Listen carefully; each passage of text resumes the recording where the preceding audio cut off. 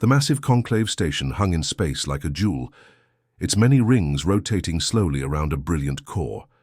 Ships of all shapes and sizes moved around it in careful patterns. Among them, the United Earth vessel Horizon looked small and plain, Admiral. Kim Ji-woo stood at the viewport, watching as they approached the diplomatic dock. After decades of observation and careful contact, humans had finally been invited to join the galactic conclave. 27 alien civilizations had formed this alliance long before humans had even left their solar system. Now, Earth would be the 28th member.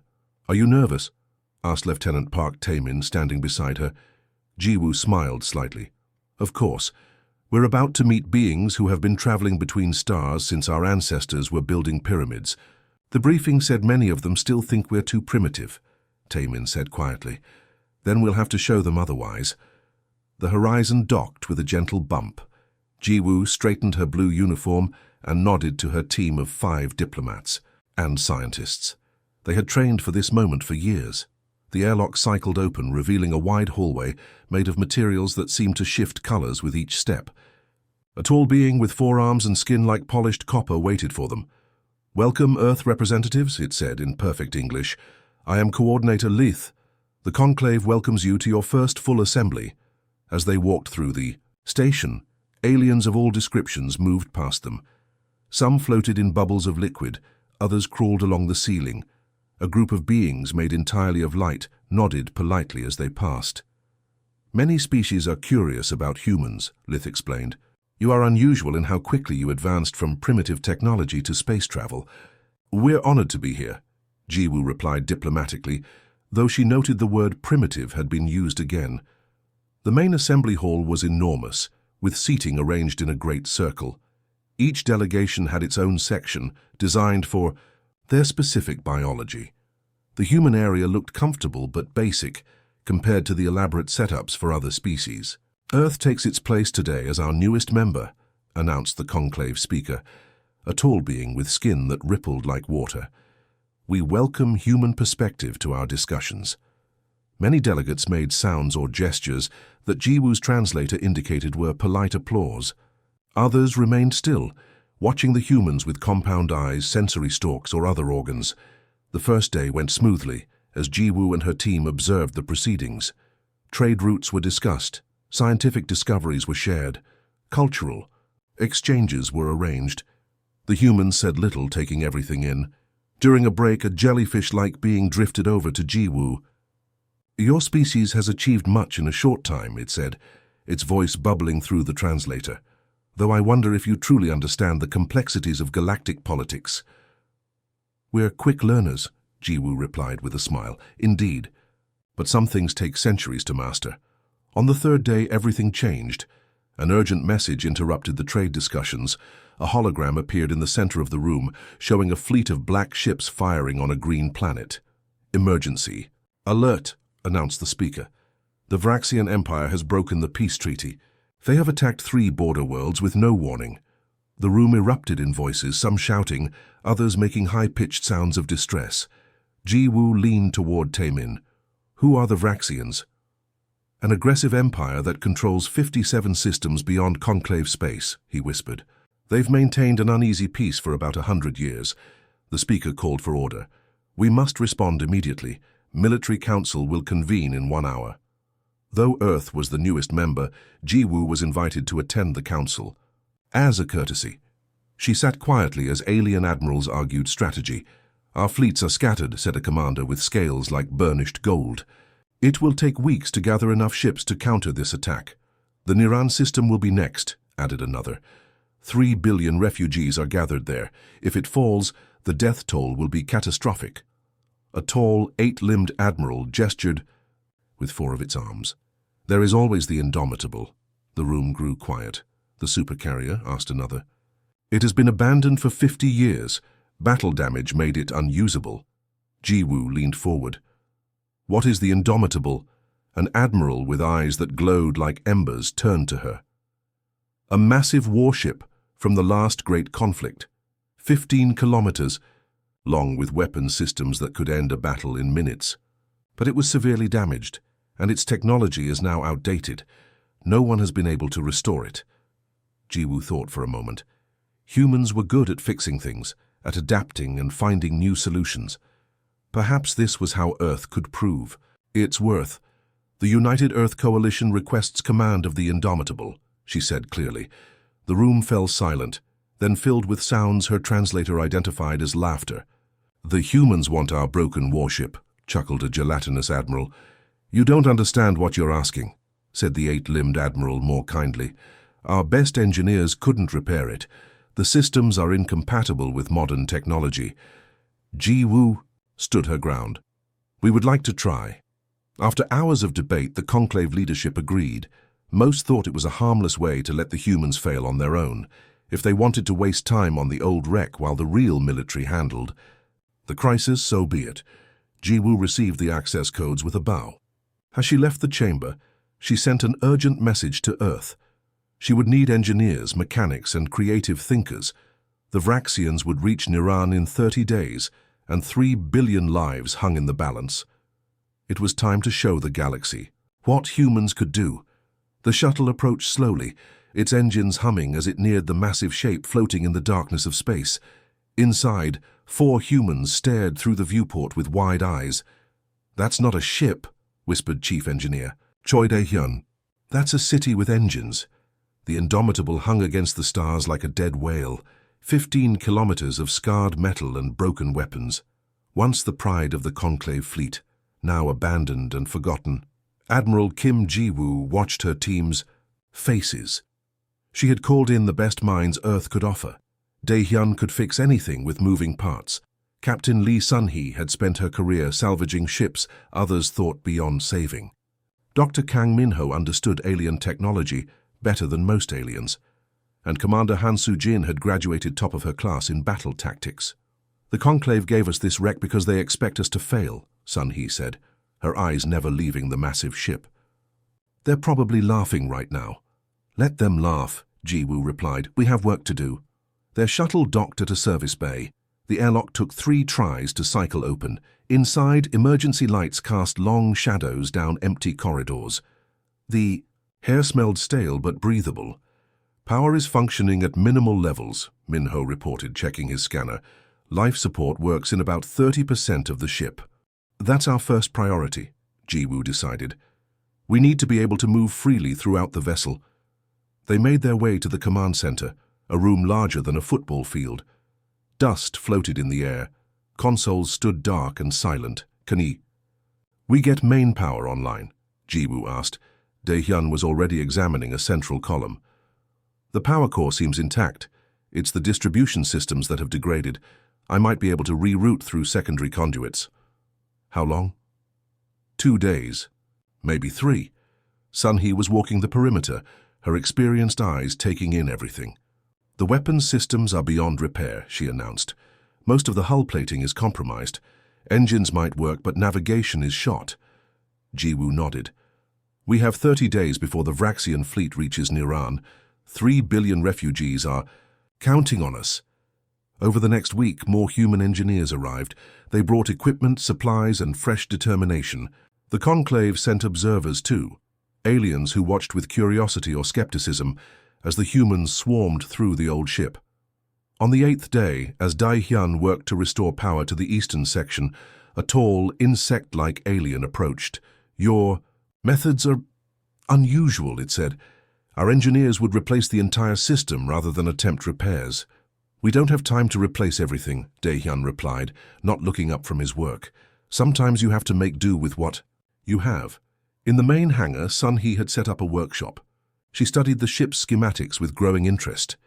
The original weapons won't work, she told Jiwoo. But look here. The power core can generate an electromagnetic field strong enough to disrupt enemy systems without destroying them. That's not how the Conclave fights wars, Commander Soo-jin noted. Then maybe they've been fighting wrong, Sun-hee replied. Dr. Min-ho made a breakthrough on the 12th day. He discovered that the ship's computer system, a semi-sentient artificial intelligence, responded well to human patterns of thought. It's fascinating, he told Jiwoo excitedly. The original builders approached everything logically, but this AI has evolved over time. It responds better to intuition and creativity, things humans excel at. The conclave observers grew increasingly confused by human methods. The humans weren't trying to restore the ship to its original state.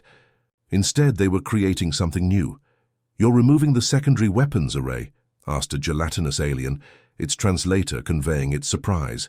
"We don't need it," Sunhee explained. "We're using the space for something better." By the 15th day, large sections of the Indomitable had been transformed. The massive weapon bays now housed different equipment entirely. The engine room hummed with new energy. The computer systems flickered with activity, responding to human commands with growing efficiency. Jiwoo received daily calls from the conclave. Leadership. At first they were dismissive, then curious, finally concerned. "What exactly are you doing with our supercarrier?" asked the Supreme Commander. "Making it useful again," Jiwoo replied simply. On the 20th day, the Vraxian fleet destroyed another border outpost. The refugees on Niran grew more frightened.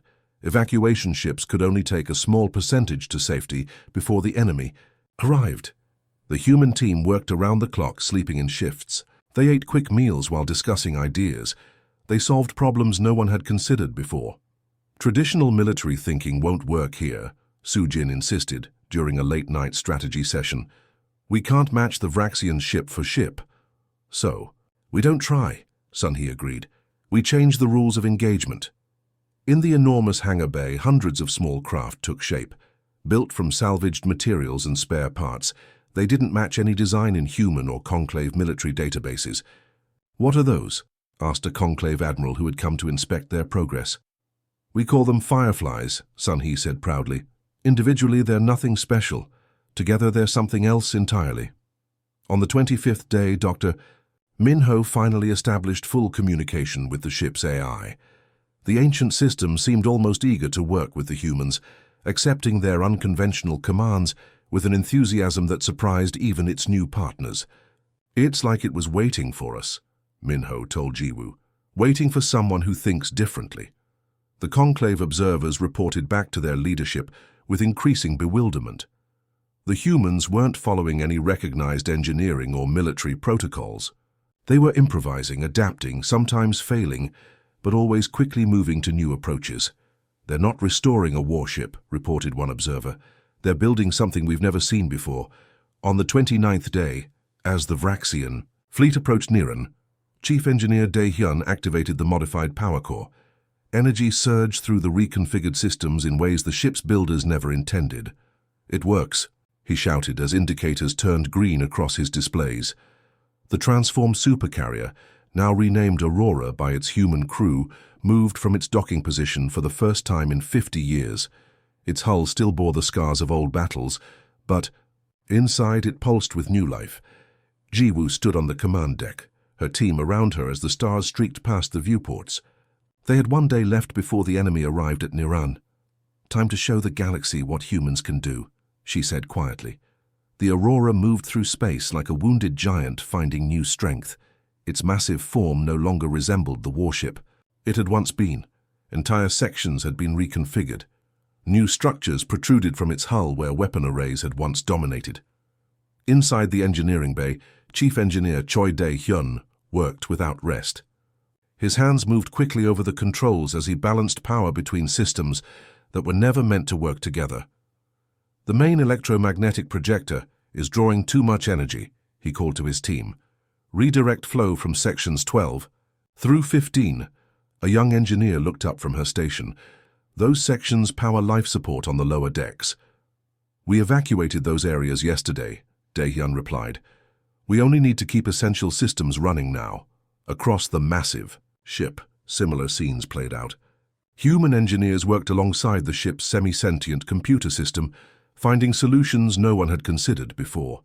They weren't trying to restore the supercarrier to its former glory. They were creating something entirely new. In the tactical center, Commander Han Soo-jin ran simulation after simulation against known Vraxian battle strategies.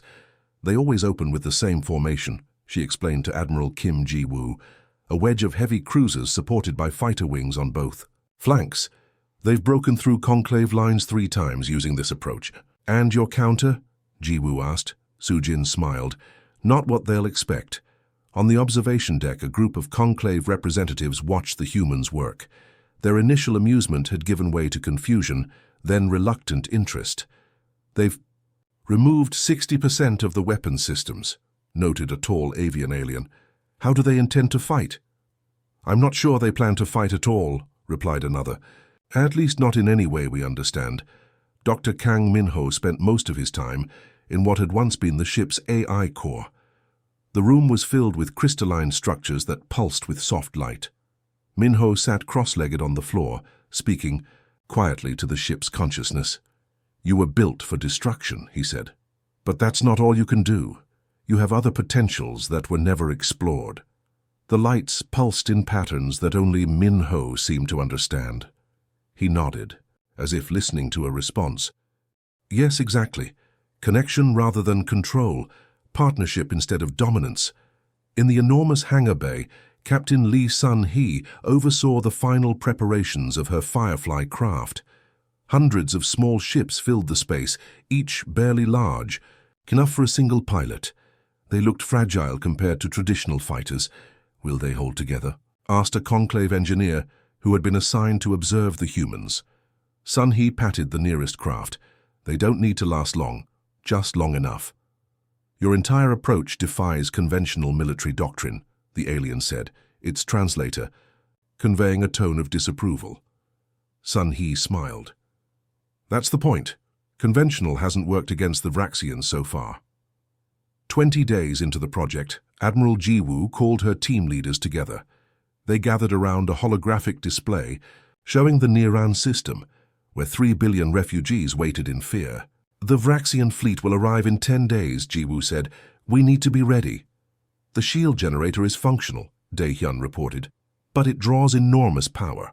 We can protect the planet, or we can run the electromagnetic projectors, but not both at full strength for more than an hour. The Fireflies are ready, Sun-hee added, but they're untested in actual combat conditions. Minho looked tired but satisfied. The ship's AI is fully integrated with our systems now. It understands what we're trying to accomplish and wants to help. It wants to help? One of the conclave observers asked skeptically. Yes, Minho replied simply. It was built for war, but it's capable of so much more. We've given it new purpose. The next few days passed in a blur of activity. Systems were tested, adjusted, and tested again. Pilots trained in the Firefly simulators. Engineers worked to squeeze every bit of power from the ancient core.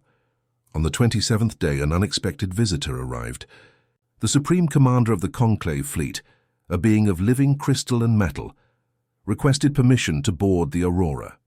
Jiwoo met the commander in what had once been the Supercarrier's war room.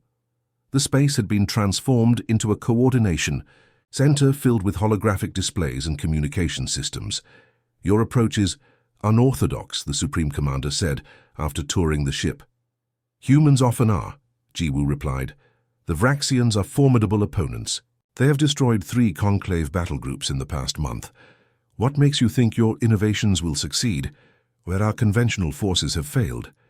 Jiwoo gestured to a nearby screen showing a simulation of their plan.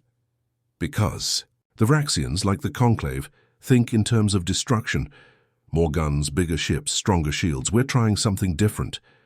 And if you fail, then we fail trying to save lives rather than take them. The Supreme Commander studied Jiwoo for a long moment. You were given this ship as a gesture of political convenience. No one expected you to succeed. We know. Yet you have created something. Whether it will work remains to be seen. After the Supreme Commander departed, Jiwoo found Sun-hee on the observation deck, looking out at the stars. Do you think we have a chance? Jiwoo asked. Sun-hee didn't look away from the viewport. I've spent my career salvaging ships others had given up on. I've learned that anything can be saved if you're willing to see it differently than everyone else. On the 29th day, as final preparations were made, the ship's AI spoke directly to the command crew for the first time. Its voice came through the speakers, surprisingly warm and clear. I was created to destroy, it said. For 50 years I have waited in darkness, abandoned and useless. You have given me new purpose. Whatever happens next, I thank you for that. Gift. Dr. Minho smiled at his companions. See, partnership, not control. That night, as most of the crew slept in short shifts, Chief Engineer Dai Hyun made a final adjustment to the power core.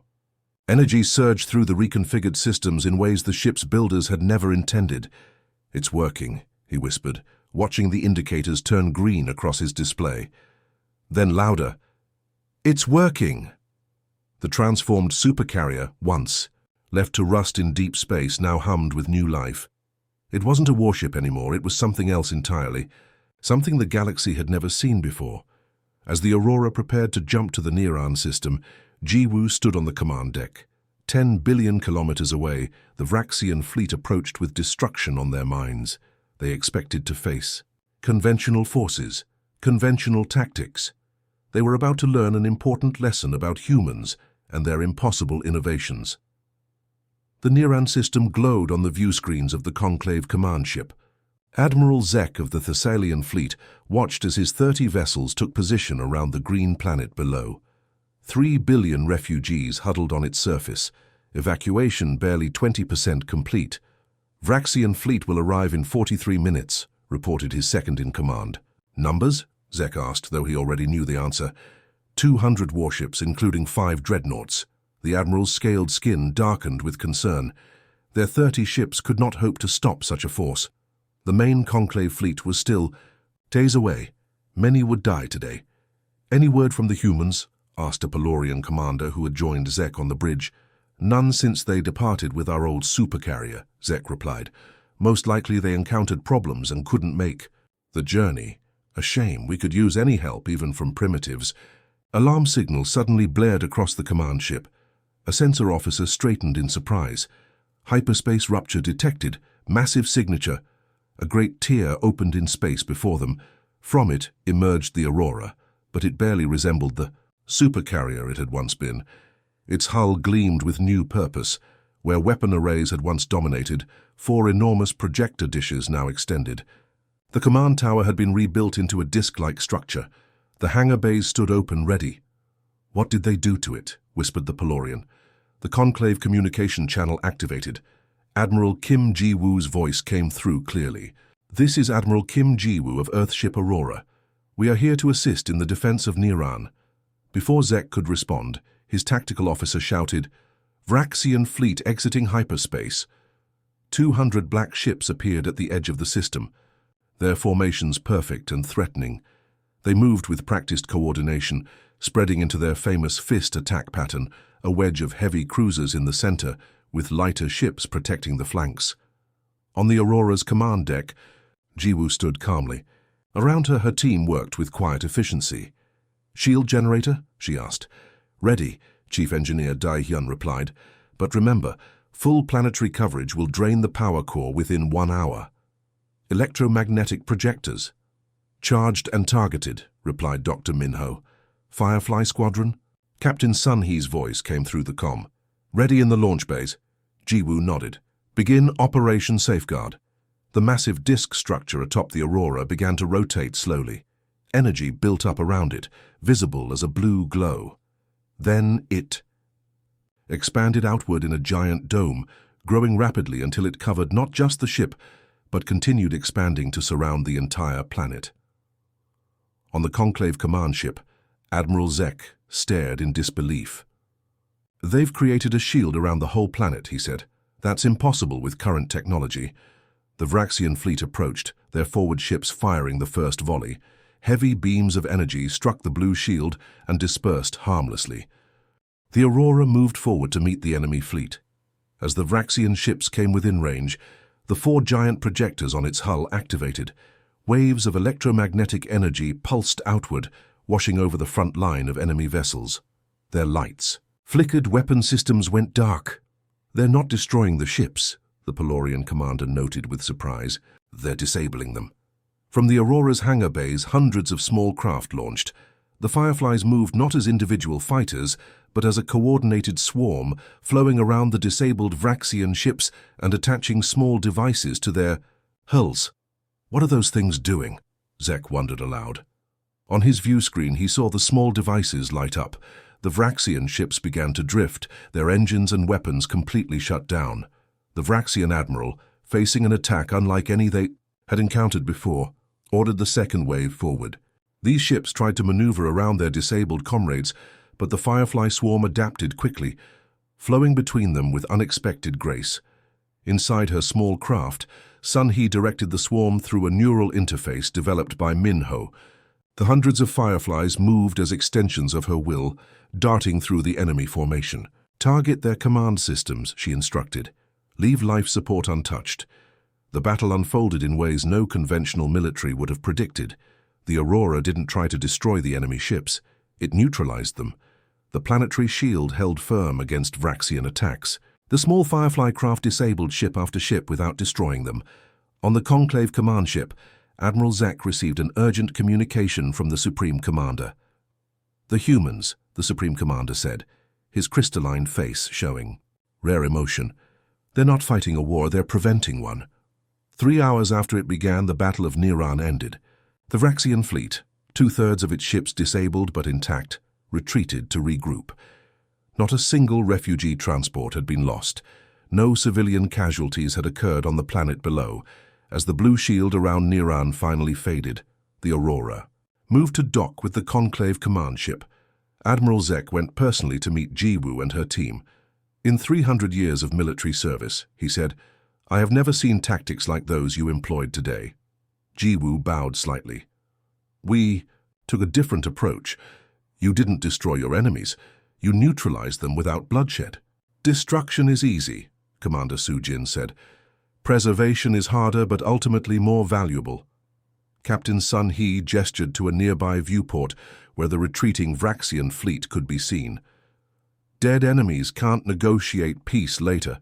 We've given the Conclave time to evacuate Niran and position its main fleet." Zek studied the humans with new respect. "When we gave you that abandoned supercarrier, we expected you to fail." "So we heard," Jiwoo replied with a small smile. "We underestimated your species. You turned a weapon of war into something else entirely." Dr. Minho stepped forward. "The ship helped. Its AI wanted a new purpose beyond destruction. As reports of the battle spread through Conclave space, the story of the transformed supercarrier and its human crew traveled with them. The dismissive attitude toward Earth began to shift. Species that had regarded humans as primitive now requested their assistance with technical problems and creative thinking.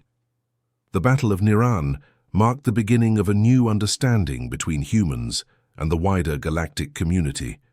Sometimes, the newest member of a group sees possibilities that others have overlooked. Sometimes what appears to be a primitive approach contains wisdom that has been forgotten. And sometimes turning a weapon into a shield changes everything.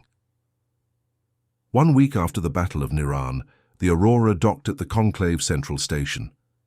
The once-forgotten supercarrier now held a place of honor in the main docking bay. Ships from across the galaxy passed by slowly, their crews hoping to catch a glimpse of the vessel that had changed the course of the war. Admiral Kim Jiwoo and her team prepared to address the full Conclave assembly.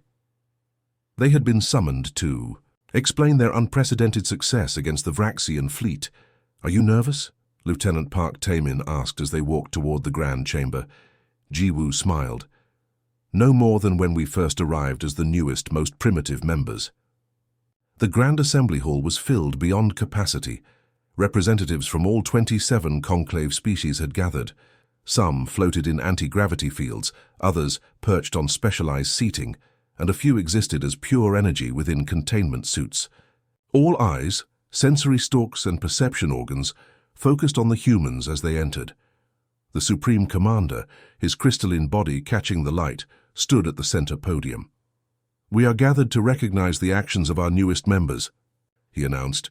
"In the face of overwhelming odds, the humans transformed an abandoned warship into something that saved 3 billion lives without taking a single one." Jiwoo stepped forward. The room fell silent. "Many of you gave us the indomitable expecting us to fail," she began. "You saw humans as primitive newcomers with little to offer the Conclave. Perhaps we are still new to the stars, but humanity has qualities that served us well in this crisis." Chief Engineer Choi Dae-hyun, activated a holographic display showing the Aurora's modified systems. "We didn't have time to restore the Supercarrier as a conventional warship," he explained. "So, we created something new instead." The hologram shifted to show the 4 electromagnetic projectors that had disabled the Vraxian ships without destroying them. "These generate pulses that temporarily shut down enemy systems," Dae-hyun continued. "They leave life support untouched." Next came the massive shield generator that had protected the entire planet. "This redistributes power from the main core to create a defensive field," he said. "It can protect civilian populations during evacuations." The display changed again to show the swarm of small Firefly craft. Captain Lee Sun-hee stepped forward. These small vessels carry devices that can target specific ship systems. They moved as one unit, adapting to enemy tactics in real time. A tall, multi-limbed admiral raised several appendages. "But these aren't conventional military applications," he protested. "This isn't how wars are fought." "Exactly," Sun-hee replied with a nod. "Conventional military thinking would have demanded we restore the weapons systems first, but our goal wasn't to win through superior firepower. Our goal was to save lives," Commander Han Soo-jin added, "both refugee and enemy." Dr. Kang Min-ho explained how they had communicated with the ship's AI using methods the original builders had never attempted. "We established a partnership," he said. "The AI wanted to help once we showed it a purpose beyond destruction." A ripple of surprise moved through the assembly. The idea that an artificial intelligence could want anything was foreign to many of the older conclave species. "We didn't try to make a better warship," Ji-woo concluded. "We asked a different question entirely. How could we use these resources to protect the maximum number of lives?" The Supreme Commander stepped forward. "The Battle of Niran has changed our understanding of what humans bring to the conclave. While technically less advanced than many of our species, humans possess an adaptive creativity that proved more valuable than any weapon." He turned to Ji-woo and her team. "We gave you that ship expecting failure. We underestimated your greatest strength. You don't see limitations the way we do." Ji-woo accepted his words with a bow. "An old Earth saying tells us that necessity is the mother of invention. When options are limited, humans become most creative." In the days that followed, other conclave species approached the humans with technical problems that had long resisted solution. The Thessalians asked for help adapting the shield technology to protect their homeworlds. The Pelorians wanted to understand how the Firefly swarm communicated so effectively. Even the Vraxians, after initial peace talks began, expressed interest in non-destructive defense systems. The Aurora remained at the conclave station for a month, receiving proper upgrades and refinements. The ship's AI, now fully awakened to new possibilities, worked alongside human and alien engineers to improve its systems further. On the day before the Aurora was scheduled to depart for Earth, Ji-woo found herself on the observation deck with the Supreme Commander. "Your people have changed the conclave," he said, his voice resonating through his crystalline form. "For 10,000 years, we have approached problems the same way. We built bigger weapons. We created stronger shields. We thought power came from destruction." Ji-woo looked out at the stars. "Sometimes the greatest power comes from what you choose not to destroy." "The Vraxians have agreed to formal peace talks," the Supreme Commander continued. "They were impressed that you disabled their ships without harming their crews. It showed respect they didn't expect. Every enemy is a potential friend if you leave them the chance to become one." The Supreme Commander's form shifted, colors flowing through his crystal body, and what Ji-woo had learned was a gesture of deep respect. "We have recorded this in our archives. The Battle of Niran marks the first instance where humans demonstrated their unique approach to galactic challenges. While technically less advanced, humans possess an adaptive creativity and willingness to abandon conventional thinking that may prove as valuable as any technology." As the Aurora prepared to depart the next day, its strange modified profile now a source of pride rather than embarrassment, the conclave species gathered to wish it well. The ship that had been abandoned and forgotten now represented a new way of thinking, a new approach to old problems. And as Captain Sun-hee prepared the engines for the journey home, she smiled at the thought that sometimes the oldest things could find new life when seen through different eyes.